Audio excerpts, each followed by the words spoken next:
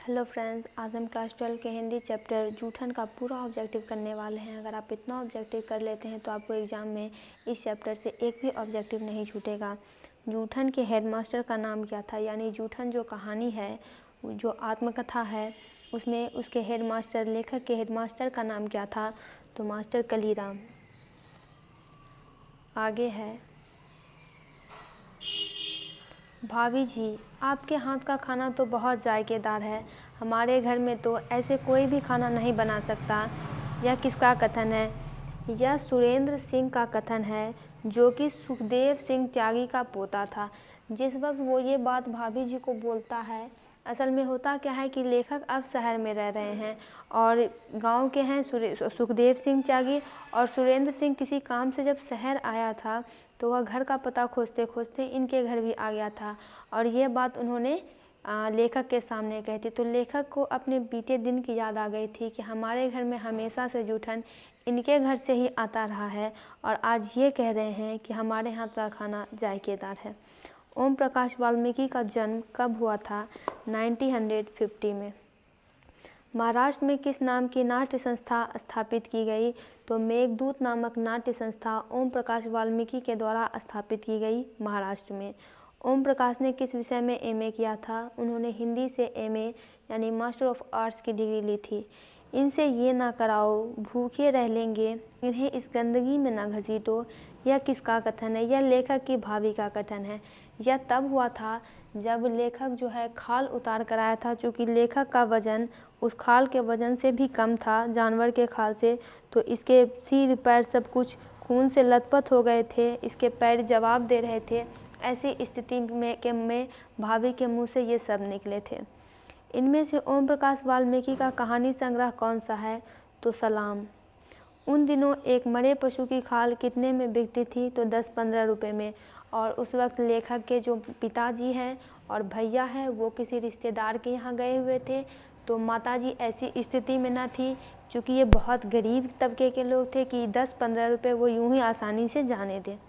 जूठन क्या है अथवा जूठन शीर्षक पाठ हिंदी साहित्य की कौन सी विधा है? किस विधा में यह लिखी गई है? तो ये आत्मकथा है। लेखक ने अपने जीवन की आत्मकथा लिखी है यहाँ पे कि उनके साथ जो बचपन में जो घटनाएं हुई थी।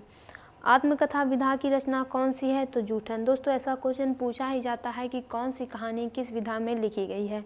ओम प्रकाश वाल्मीकि की रचना कौन सी है? तो जूठन। बाकी रोज अज्ञेय की रचना है। तिरिच उदय प्रकाश की रचना है। ये सब भी पूछा जाता है। लेखक के नाम पूछे जाते हैं।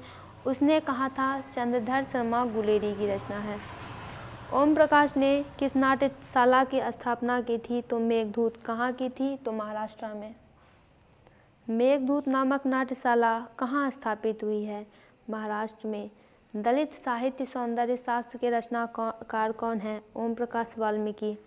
जूठन किस चेतना की रचना है? तो राजनीतिक चेतना की। अब और नहीं। वाल्मीकि की किस विधा की रचना है? तो कविता। आप सोचेंगे इसमें कविता से क्यों पूछा जा रहा है? तो क्योंकि जिस लेखक के बारे में जिनकी कहानी दी हुई होती है, उनके जीवन के कुछ महत्वपूर्ण बातें, उनकी कृतियाँ, उनकी पढ़ाई लिखाई, माता पिता, सभी के नाम दिए जाते हैं और इन सभी से क्वेश्चन पूछे ही जाते हैं। जूठन में चित्रण हुआ है किस चीज़ का? तो सामाजिक विषमता का।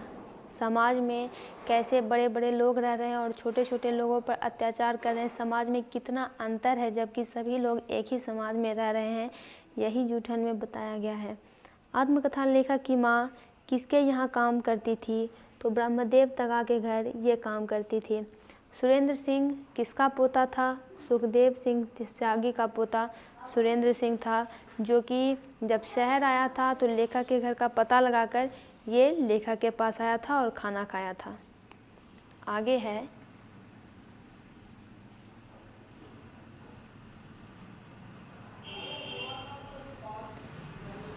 कौन सा मास्टर है जो मेरे लड़के से झाड़ू लगवावे है?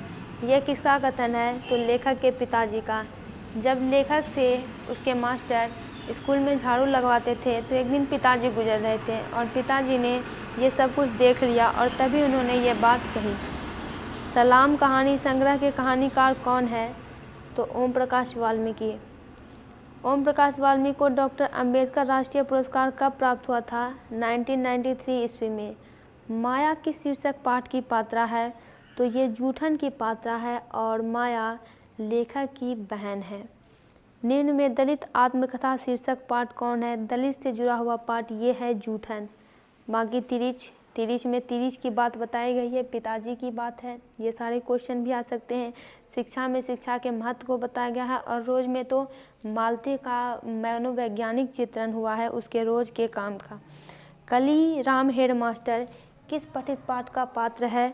तो ये है जूठन का। अगर आपसे 2 नंबर के मार्क्स में पूछा जाए तो आप बता सकते हैं। उनके हेडमास्टर थे, उनसे झाड़ू लगवाते थे, जूठन के पात्र थे, बड़े कठोर मास्टर थे, टीचर के रोल में बिल्कुल भी फेल थे।